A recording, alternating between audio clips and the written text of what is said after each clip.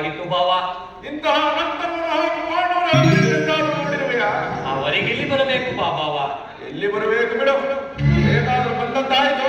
ನೀನು ಬಂದು ವಿಚಾರವನ್ನ ಸಭೆಗೆ ತಿಳಿಸಬಹುದು. ಮುಖ್ಯ ವಿಚಾರವೇನೂ ಇಲ್ಲ ಬಾವ.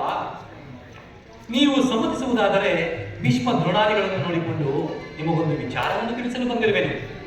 ಕೃಷ್ಣ, ರಾಜ್ಯದ ವಿಚಾರವನ್ನು ಬಿಟ್ಟು ಬೇರೇನು ಬೇಕಾದರೂ ತಿಳಿಸಬಹುದು. ರಾಜ್ಯದ ವಿಚಾರವಲ್ಲದಿದ್ದರೆ ನಾನಿಲ್ಲಿಗೆ ಬರಲೇ ಇಲ್ಲ. ಪಾಂಡವರಿಗೆ ನ್ಯಾಯವಾಗಿ ಬರಬೇಕಾದ ಅರ್ಧ ರಾಜ್ಯವನ್ನು ಕೊಟ್ಟು ಅವರನ್ನು ಆಧರಿಸು ಬಾವ. ರಾಜ್ಯವನ್ನು ಸಂಪಾದಿಸುವುದು ಸಾಹಸದಿಂದ, ಯಾಚನೆಯಿಂದಲ್ಲ. ಪರಮಪೂಜ್ಯರಾದ ಆಚಾರ್ಯರೇ, ಕುರುವೃದ್ಧರೇ, ಕೌರವ ಪಕ್ಷೀಯರೇ, ನಾನಿಂದು ಪಾಂಡವರ ರಾಯಭಾರಿಯಾಗಿ ಬಂದಿದ್ದೇನೆ. ಅವರು ಕಳುಹಿಸಿರುವ ಸಂದೇಶವನ್ನು ನಿಮ್ಮ ಮುಂದಿಡುವುದು ನನ್ನ ಅಭಿಮತ. ಕುರು ಪಾಂಡವರ ಭವಿಷ್ಯ ರಾಜಕಾರಿ ವ್ಯವಸ್ಥೆಯು ಈ ದಿನ ಇಲ್ಲಿ ಈಗ ನಿರ್ಣಯಿಸಲ್ಪಡಬೇಕಾಗಿರುವುದರಿಂದ ನಾನು ನಿಮ್ಮ ಮುಂದಿರುವ ಪ್ರಶ್ನೆಗಳನ್ನು ಅನುಗ್ರಹಿಸಿ ಗಮನಿಸಬೇಕಾಗಿ ಬೇಡುತ್ತೇನೆ. ಈ ವಿಷಯದಲ್ಲಿ ನೀವು ಉಪೇಕ್ಷೆ, ಪಕ್ಷಪಾತ, ಅಸಂಬದ್ಧ ಪ್ರಲಾಪ, ಆತುರ ಮುಂತಾದ ಭಾವನೆಗಳನ್ನು ತಿಳಿಸಿ ತೀರ್ಪು ನೀಡಬೇಕಾಗಿದೆ. ಈ ರೀತಿ ಆದದಲ್ಲಿ ಮುಂದಾಗುವ ಅನರ್ಥಗಳಿಗೆ ನೀವೇ ಕಾರಣರಾಗುವುದು. ಪವಿತ್ರವಾದ ಈ ಭರತ ಭೂಮಿಯನ್ನು ಶಾಂತಿ ಎಂಬ ಅಮೃತಧಾರೆಯಿಂದ ಅಭಿಷೇಕ ಮಾಡುವಿರೋ, ಇಲ್ಲ ಭಯಂಕರ ರಕ್ತಧಾರೆಯಿಂದ ಆ ಮಾತೃಮೂರ್ತಿಯನ್ನು ತೋರಿಸಿದಿರೋ, ಇವೆರಡರಲ್ಲಿ ಒಂದು ಇಲ್ಲಿ ಈಗ ನಿರ್ಣಯಿಸಲ್ಪಡಬೇಕಾಗಿದೆ. ಬಿಟ್ಟರೆ ಪೀಠಿಕೆಯಲ್ಲಿ ಕಾಲಹರಣ ಮಾಡದೆ ಮುಖ್ಯ ವಿಷಯಕ್ಕೆ ಬರುತ್ತೇನೆ. ಕಪಟ ಯುದ್ಧದಲ್ಲಿ ಪರಾಜಿತರಾದ ಮೇಲೆ ಸತ್ಯವಂತರಾದ ಪಾಂಡವರು ತಮ್ಮ ಪ್ರತಿಜ್ಞೆಯಂತೆ ವನವಾಸ, ಅಜ್ಞಾತವಾಸಗಳನ್ನು ಮುಗಿಸಿಕೊಂಡು ಹಿಂಗರಿಗಿದರಂತೆ. ಇನ್ನು ನಿಮ್ಮ ಜ್ಞಾನವೈದ್ಯ ಅವರು ನನ್ನೊಡನೆ ನಿಮಗೆ ಈ ರೀತಿ ಸಂದೇಶವನ್ನು ಕಳುಹಿಸಿದ್ದಾರೆ. ಏನೆಂದರೆ, ನಮ್ಮ ಪ್ರತಿಜ್ಞೆಯಂತೆ ನಾವು ನಡೆದುಕೊಂಡೆವು. ಹಿಂದೆ ನೀವು ವಾಗ್ದಾನ ಮಾಡಿದಂತೆ ನಮಗೆ ನ್ಯಾಯವಾಗಿ ಬರಬೇಕಾದ ಅರ್ಧ ರಾಜ್ಯವನ್ನು ನಮಗೆ ಕೊಡಿ. ಸಭಾಸದರೇ, ಕೇಳಿದಿರ ಆ ಪಾಂಡವರ ವಿನಯವಚನಗಳನ್ನು? ಬಾಲ್ಯದಿಂದಲೂ ನೀವುಗಳು ಅವರುಗಳ ಮೇಲೆ ತೋರಿದ ದೀರ್ಘ ವೈರತ್ವವನ್ನು ಮರೆಯಲು ಪಾಂಡವರು ಸಿದ್ಧರಿದ್ದಾರೆ. ವಿಷಭೋಜನ, ಲಾಕ್ಷ ಗೃಹರತ್ನ, ಕಪಟ ದ್ಯೂತ ಇವೆಲ್ಲದಕ್ಕಿಂತಲೂ ಮಿಗಿಲಾಗಿ ತುಂಬಿದ ರಾಜಸಭೆಯೊಳಗೆ ದ್ರೌಪದಿಯ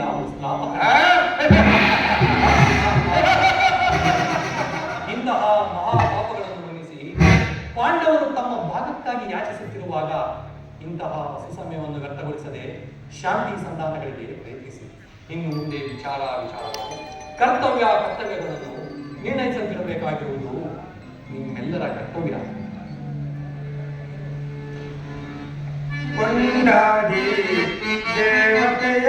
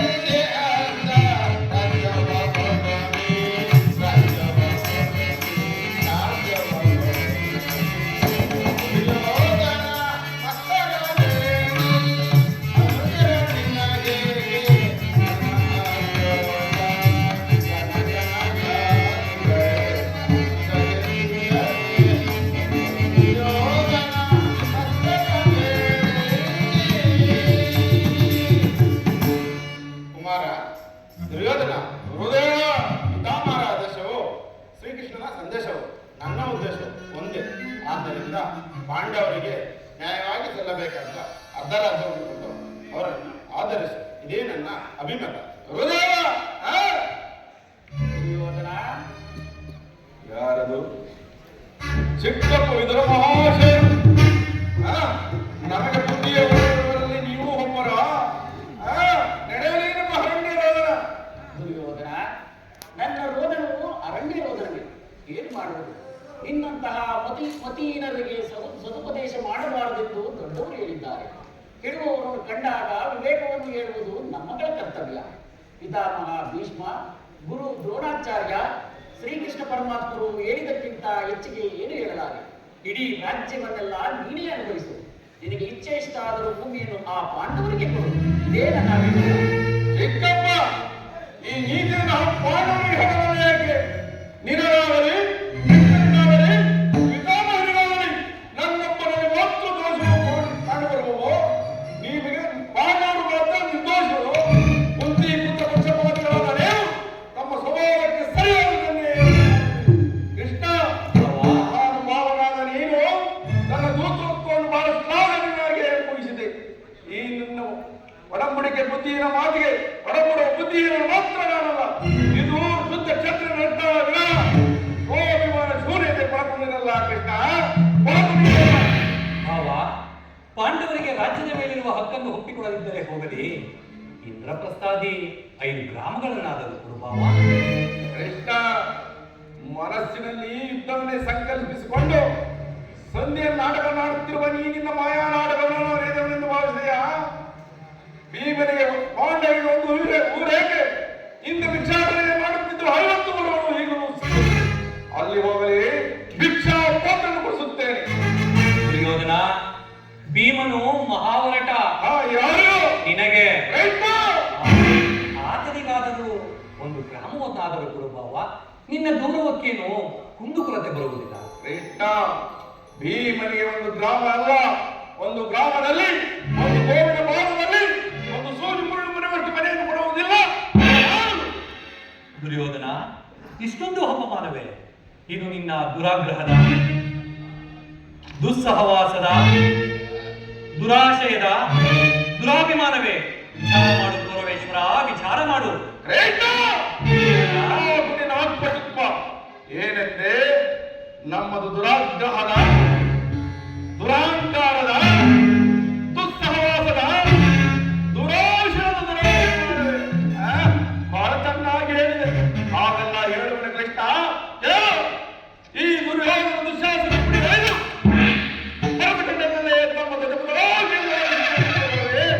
ಆ ನಿನ್ನ ಪಾಂಡವರು, ಅದು ದುರಾಗ್ರಹ.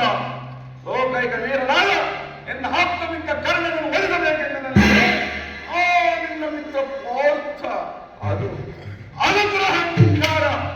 ಅಭಿಮಾನ ಶೂನ್ಯತೆಯಿಂದ ನಿನ್ನಂತಹ ಕಪಟ ಸ್ನೇಹ ಬೆಳೆಸುತ್ತಿರಲವೇ ಆ ಗದಿಗೆಟ್ಟ ಪಾಂಡವರು. ಅದು ದುಸ್ಸಹವಾಸ, ದುಶ್ಯಾಸನ, ದುರ್ಯೋಧನ ಪುಡಿಗಳು ಪರಮಚಂದ್ರನೇ ಹಾರಿಸಬೇಕೆಂದುಕೊಂಡಿದ್ದರವೇ ಆ ನಿನ್ನ ಗದಿಗೆಟ್ಟ ಪಾಂಡವರು. ಅದು ದುರಭಿಮಾನ. ನಾವೇ ಸಮರ್ಥರು, ದೇಶಗಳೆಂಬುದಾಗಿ ಮಾತು ಹೇಳಿಕೊಂಡು ಹೆಮ್ಮೆ ಪಡುತ್ತಿದ್ದರಲ್ಲವೇ ಆ ನಿನ್ನ ಹೇಳಿಕೊಂಡವರು. ಅದು ದುರಭಿಮಾನ. ಹೆಚ್ಚೇನು ಕೃಷ್ಣ, ನೀವ್ಯಾರೇ ಹೇಳಿದರು ಈ ದುರ್ಯೋಧನ ನಿರ್ಧಾರ ಚಲಿಸಲಾಗದು. ಸುಮ್ಮನೆ ಕಂಡ ಶೋಷಣೆಯಿಂದ ಯಾವ ಪ್ರಯೋಜನವಿಲ್ಲ. ನಾಚಿಕೆ ಇಲ್ಲದ ಗಲ್ಲ ನಿನ್ನ ನಾವಿಲ್ಲಿ ಕರೆಸಿದವರಲ್ಲ. ನೀನು ಹೊರಡಬಹುದಲ್ಲ.